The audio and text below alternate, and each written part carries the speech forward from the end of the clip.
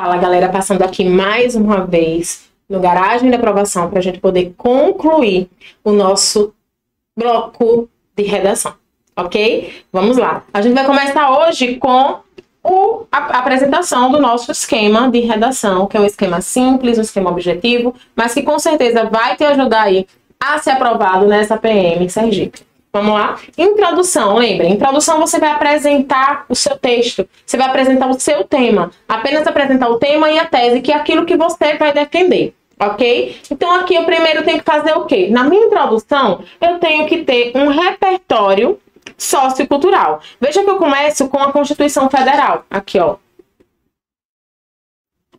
Eu trago a Constituição Federal. Professora, eu sou obrigado a falar apenas da Constituição Federal? Eu posso utilizar algum outro tipo de repertório? Sei lá, um filme, uma obra, um livro da literatura, uma citação de um filósofo, de um sociólogo, tá?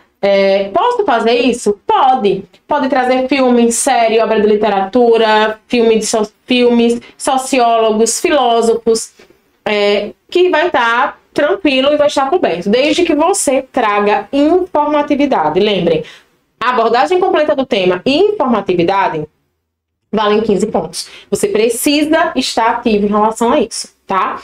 Posso trazer um fato histórico também? Pode. Aproveita o fato histórico, aproveita aquilo que é passado nas aulas de geografia, aproveita aquilo que é passado nas aulas de direito, direitos humanos, direito constitucional, direito penal, processual penal. Aproveitem isso e tragam isso como informatividade, ok? Então aqui eu tenho a Constituição Federal. Suponhamos que nós vamos falar hoje sobre esse tema aqui, ó. Os desafios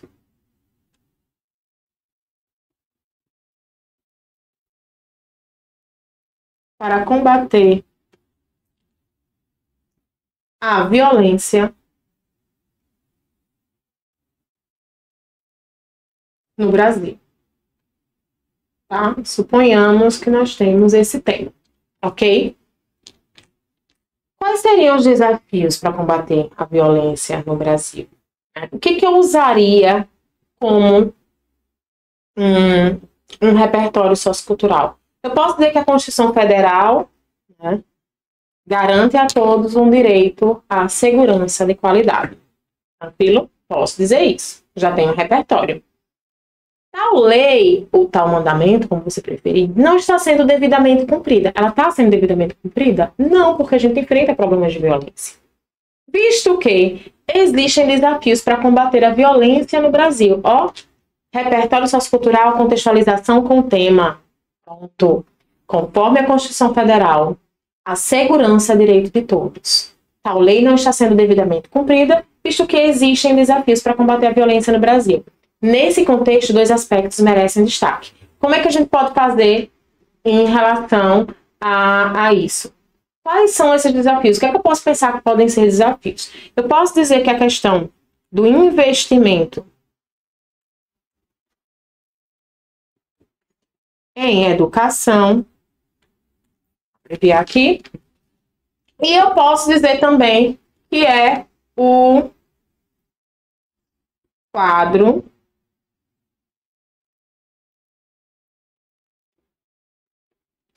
insuficiente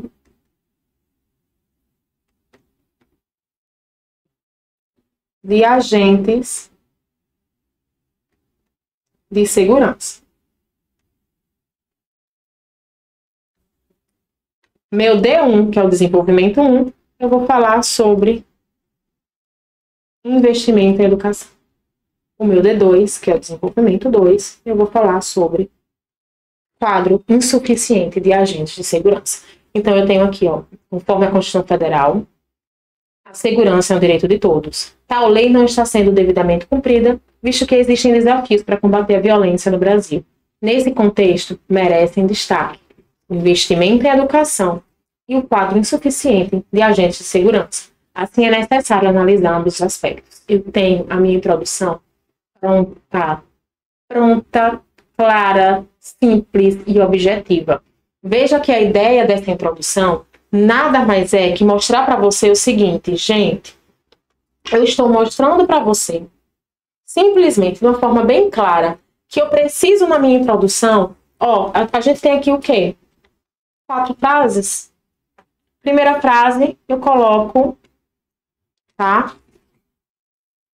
Repertório sociocultural. Ou, como vocês preferirem, informatividade. Estou trazendo pontos de informação, tá? Estou informando, falando sobre o assunto, mas estou trazendo informatividade. Estou trazendo provas de que a minha tese, que é o investimento em educação em quadro suficiente, tem sentido. A minha tese, ela tem sentido. Olha, avaliador, eu estou colocando aqui na minha introdução o meu tema completo, com todas as palavras-chave. Eu estou colocando na minha introdução, inclusive, a tese. Eu estou te guiando, tá, a entender qual é o meu alvo. Eu estou puxando você para seguir o meu alvo, que vai ser falar sobre investimento em educação e quadro insuficiente de agentes de segurança pública. Ok? Então, eu tenho aqui uma introdução simples, objetiva, porém completa. O que é que eu tenho que fazer agora? Professora, eu sou obrigada a usar essa Constituição Federal? Professora, se eu souber qual é o artigo que realmente fala sobre os desafios para combater a violência no Brasil? Veja, se eu falo sobre os desafios e eu tenho outros repertórios, como, por exemplo, Constituição, Código Penal, etc., eu posso utilizar, como eu já disse anteriormente. Professora, vai ter algum problema se eu falar apenas que isso é abordado na Constituição Federal sem citar o artigo? Não. Porém, se você sabe o artigo, se você tem certeza de que em que artigo esse direito está sendo garantido, coloque-o lá. Ah, professora, eu sei que esse direito está no artigo 144 da Constituição Federal. Então, você vai colocar que, conforme a Constituição Federal, vírgula, no artigo 144, vírgula, a garantia de que a Constituição, de que a segurança é um direito de toda a sociedade. Pronto. Se você sabe qual é o artigo, coloque, porque vai mostrar ainda mais para o avaliador que você tem realmente muito conhecimento a respeito do tema. E isso é maravilhoso, certo? Aqui, ó, segundo tópico, segunda frase. Onde que eu vou fazer? Segunda frase, logo depois eu vou colocar aqui na segunda frase, eu vou colocar a contextualização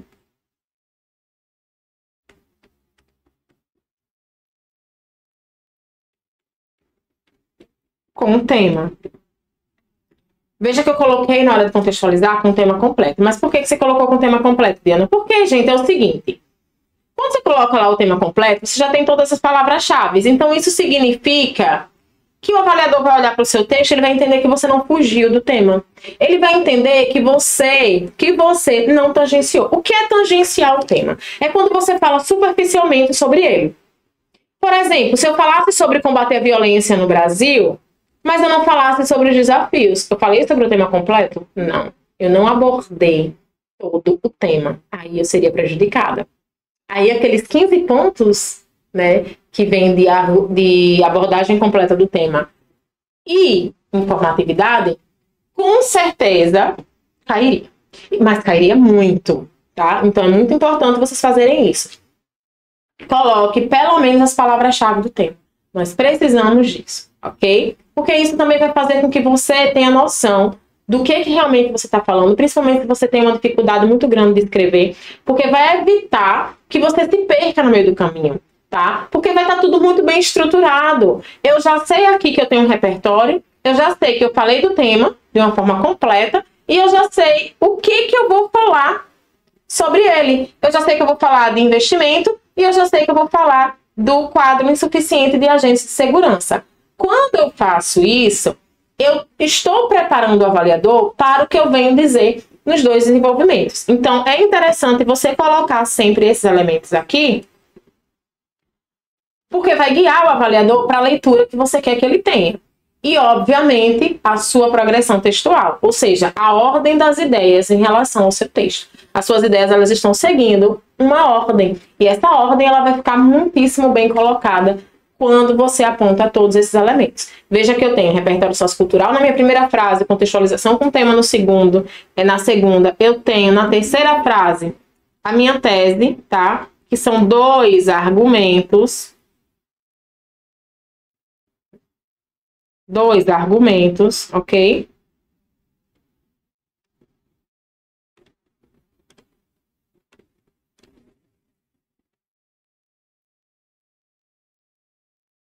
Dois argumentos, que é o que eu vou defender nos 2 desenvolvimentos, tá? E tenho uma frase de fechamento para concluir a minha tese, para concluir a minha introdução. Preste atenção, galera. É o seguinte. Aqui é como se nós tivéssemos uma mini redação dentro dos parágrafos. É por isso que você pode perceber que esses parágrafos eles não são inteiros. Eles são divididos entre 3 e 4 frases. Preste atenção. Aqui é como se eu tivesse, tá, uma introdução. Aqui é como se eu tivesse o desenvolvimento 1. Aqui é como se eu tivesse o desenvolvimento 2. E aqui é como se eu tivesse uma conclusão.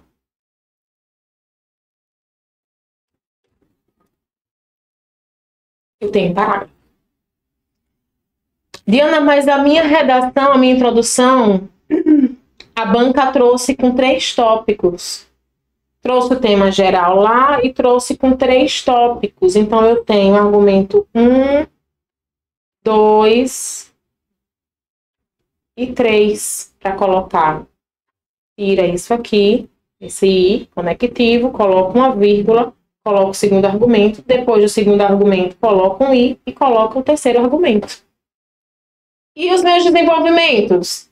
Primeiro desenvolvimento sobre o primeiro argumento, segundo desenvolvimento sobre o segundo argumento, terceiro desenvolvimento, você coloca o terceiro argumento. Você vai, não tenho mais espaço. Pronto. Você pega a sua conclusão, transforma em um terceiro desenvolvimento e usa apenas essa frase de fechamento aqui para concluir o seu parágrafo, tá? No final do parágrafo, como do mesmo jeito que está aqui, não é separado, do mesmo jeito que está aqui, fala do terceiro tópico daqui até aqui, por exemplo, e a sua frase de fechamento vai ser a conclusão que vai concluir a ideia do seu parágrafo. Mas, Diana, sobrou mais espaço. Eu consegui fazer a introdução, 3 desenvolvimentos, falando sobre os temas que a banca pediu, sobre esses 3 aqui, e ainda me sobraram 5 linhas.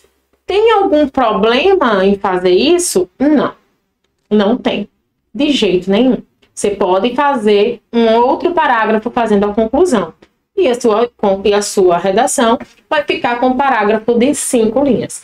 A única coisa que você não pode fazer é construir um parágrafo com menos de 5 linhas. Menos de 5 linhas.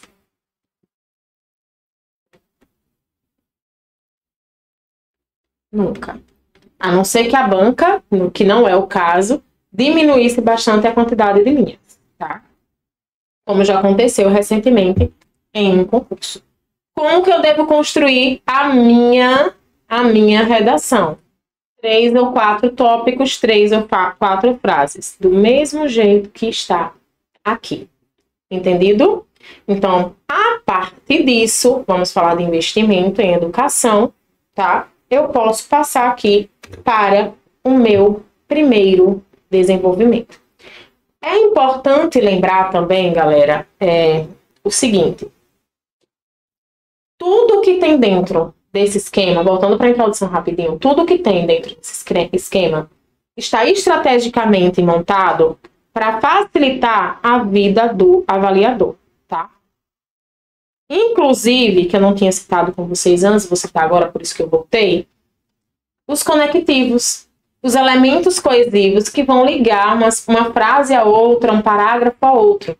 Preste atenção. Quando eu digo aqui, ó, tal lei, eu estou me referindo ao que foi dito na Constituição Federal. Eu tenho um elemento de coesão anafórica, está se referindo a algo que veio antes. Tá? Quando eu digo que eu tenho aqui, visto que eu estou tendo um conectivo que vai dar a ideia de continuidade, eu estou explicando o porquê que eu acho que ela está ou não sendo devidamente cumprida. Quando eu tenho nesse contexto, eu tenho um outro elemento coesivo. E quando eu tenho assim, eu também tenho um outro elemento coesivo, que é o de conclusão, trazendo a finalização do seu tema, do seu parágrafo. Desculpa, do seu parágrafo. Só aqui eu tenho, onde vocês podem ver, marcado aí de amarelo, vocês podem ver que nós temos 4 elementos coesivos, garantindo para você a coesão. No entanto, é extremamente imprescindível que você tenha consciência de que, apesar de ter todos esses elementos, você simplesmente não pode, de forma alguma, ok? Não pode, de forma alguma, e tem várias repetições de palavras. A galera me pergunta, isso é sério, vamos lá agora, por isso que eu voltei, porque eu lembrei desse fato extremamente importante. A galera me pergunta o seguinte: Diana, é o seguinte, quantas vezes eu posso repetir a mesma palavra dentro de um parágrafo? Gente, não existe um limite exato de vezes. Quem vai ter que dizer esse limite, se ele existe, é você. É você. Quando você lê o seu texto, é você quem tem que ter senso de saber se estão repetindo demais as palavras, né? E substituí-las por sinônimo. É você quem tem que fazer isso. Se você não faz isso, você vai gerar um eco absurdo dentro do seu texto. E isso vai prejudicar a sua coesão. Outra coisa, é importante vocês perceberem que todos os elementos coesivos que eu coloquei, tanto na introdução quanto nos outros parágrafos, eles são elementos coesivos aceitáveis, com ou sem contradição. Vamos partir sempre desse pressuposto. Diana, eu sou obrigada a usar tal? Eu sou obrigada a usar visto que? Eu sou obrigada a usar nesse contexto, como assim? Não, você pode, já que você tem muito conhecimento a respeito dos conectivos, você pode tranquilamente substituí-los, sem problema nenhum, desde que, olha o condicional, desde que você faça essa substituição de uma forma correta. Se eu sei que eu tenho muita dificuldade em utilizar um conectivo de adversidade, não obstante, entretanto, então para que eu vou colocar? Para errar? Eu tenho que sanar esses problemas antes de fazer minha redação. Tudo isso tem que ser solucionado antes.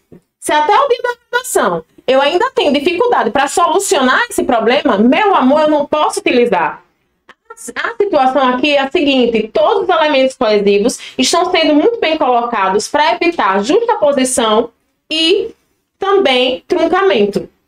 A justaposição é quando você deveria, por exemplo, separar o período por ponto e seguir, e o truncamento é o caminho inverso, né? Quando você deveria separar por vírgula, você colocou o ponto, você quebra a ideia.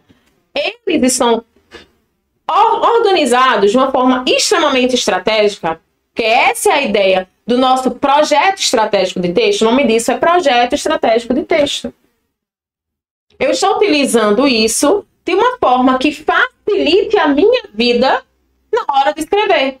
Então, caramba, eu tô nervosa, eu tô com ansiedade e hoje não consigo desenvolver bem, não consigo lembrar os conectivos, mas eu consigo lembrar o que tem no meu esquema. Use.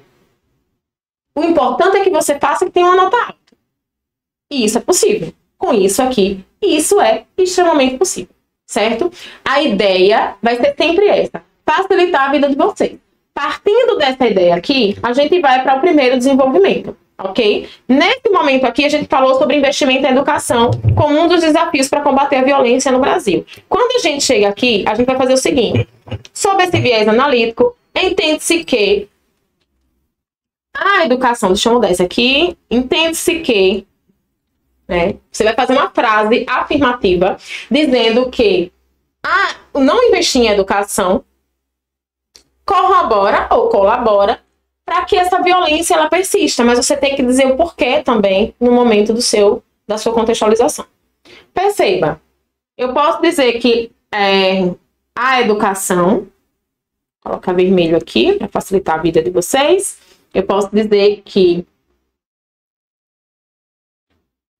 a lacuna educacional,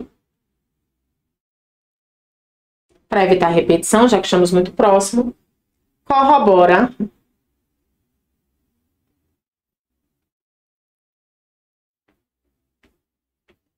a problemática.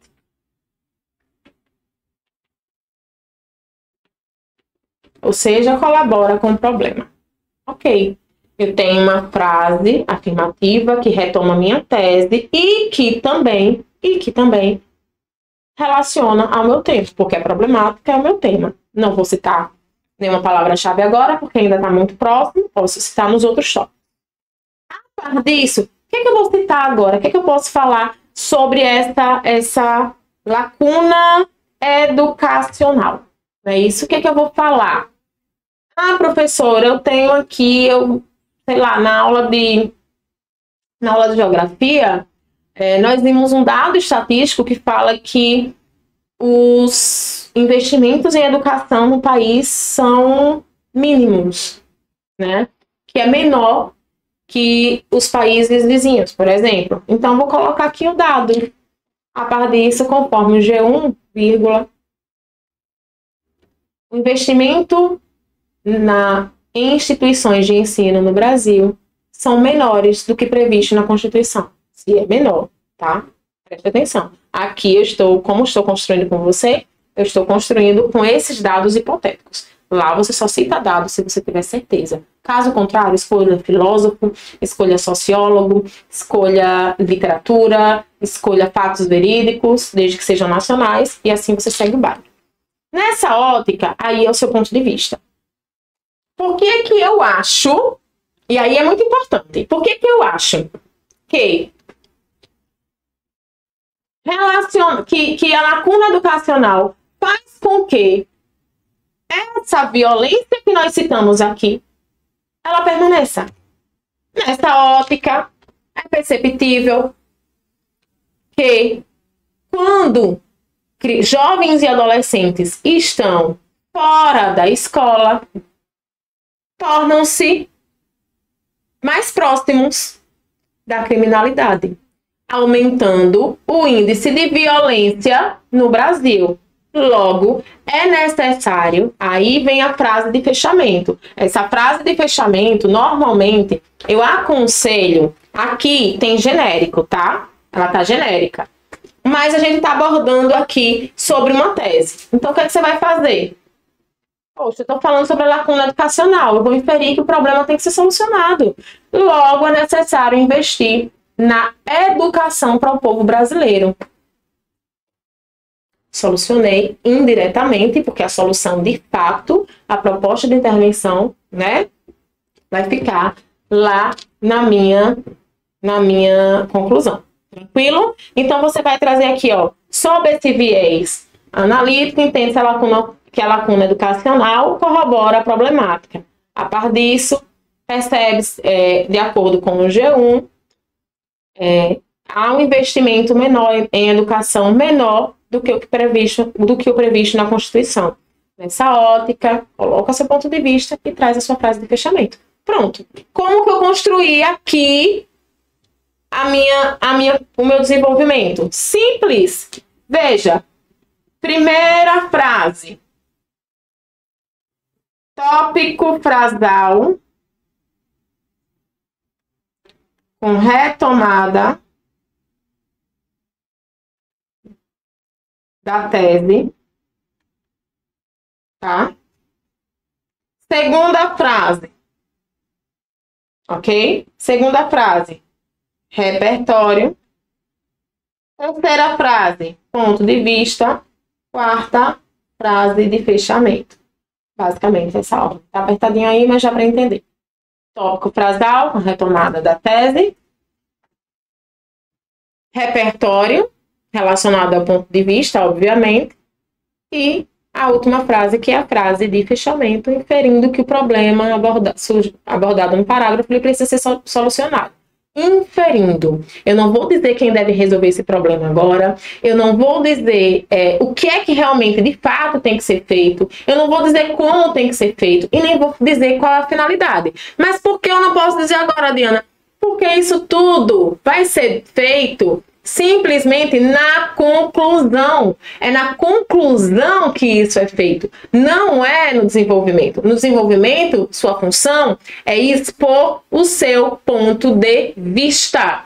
E outra coisa, perceba mais uma vez aqui, que foi que eu falei para vocês sobre os elementos coesivos, ó, trago aqui, ó, sobre esse viés analítico, começando, né, trocando um parágrafo pelo outro, iniciando, né, o parágrafo, retomando e ligando esse parágrafo ao parágrafo anterior. Tem a par disso, ok? Que tá aqui simplesmente para dar continuidade à minha ideia. Tem nessa ótica e tem logo.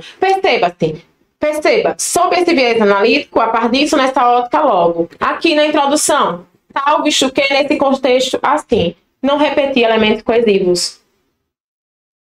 Não fiz repetição de elementos coesivos. E agora, professora, isso tá massa? Isso tá massa. Evito repetição de elemento coesivo, assim como eu também tenho que evitar a repetição de palavras. Então, quando você faz isso, você está garantindo também a sua nota em coesão, tá? Elementos coesivos variados, né? Todos muito bem colocados. Início das frases, é interessante colocar esse elemento coesivo para evitar justaposição e truncamento, como eu disse anteriormente, e assim por diante, tá? Então, é muito importante que vocês tenham essa consciência. Eu preciso utilizar os elementos coesivos, mas eu também preciso evitar a repetição de palavras. Eu preciso seguir uma linha de raciocínio na minha introdução. Perceba, olha que eu comecei aqui com tópico frasal. Por que eu estou começando com tópico frasal? Retomando a tese. Eu me propus na introdução falar sobre investimento em educação e quadro insuficiente de agentes da segurança. Quando eu venho para cá, eu já estou deixando muito claro onde que está o meu ponto de vista. Caramba, eu já estou falando aqui sobre a lacuna educacional. Eu já estou escrevendo sobre aquilo que eu me propus a fazer na introdução. Eu estou garantindo a minha progressão textual. Eu estou garantindo que eu fiz o que eu prometi. Prometi, mas eu entreguei. Certo? Então, isso daí tem que ser feito dessa maneira. Progressão textual. Professora, e se eu começar o meu parágrafo de desenvolvimento com um repertório ao invés do tópico frasal? Se eu substituir, se eu trocar isso aí. Se eu começar como repertório, eu coloco meu ponto de vista, o tópico frasal eu coloco como a terceira frase. Tem problema? Não. Não tem. Desde que você saiba fazer isso muito bem. Preste atenção, existem várias formas de você construir o seu texto. Essa é apenas a mais simples, tá? Essa é a mais simples. Não é a única. Existem várias. Existem, por exemplo, vários repertórios que vocês podem citar. Professora, por que você não colocou um repertório fixo aqui? Porque você tem que pensar no seu repertório. Porque o repertório fixo, ao contrário do que muita gente pensa, facilita a sua vida lá na informatividade, mas na hora de contextualizar, você vai saber contextualizar com todos os temas? E aí, como é que vai ser? Diga aí como é que você vai fazer. Vai se perder? Não pode. Então, você tem que pegar um repertório que esteja adequado à sua realidade. Um repertório do qual você saiba falar. Né? Um repertório do qual você saiba desenvolver. Agora, preste atenção. Quando a gente fala de repertório, lembrem, tá? Tá aqui, ó. Repertório, informatividade. Fatos verídicos. História, geografia, sociologia, conhecimentos de filosofia, livros que vocês já leram, tá? Não venham para cá inventar, não, tá? Lembrem, eu inventei o dado aqui porque é meramente ilustrativo, tá? Não venha, não, que a gente não trabalha com essa invenção, não. A gente trabalha com fatos verídicos, né? E de preferência, que se for fato verídico, que seja nacional e extremamente conhecido, porque você não sabe, de fato, quem que realmente vai corrigir o seu texto. Tranquilo? Passado esse momento, vamos encerrar aqui rapidinho esse primeiro bloco da nossa estrutura. Nos encontramos já em um próximo bloco, tá? E aí, concluímos a estrutura e os módulos de redação aqui do Garagem. Tranquilo? Então, até mais. Espero por vocês.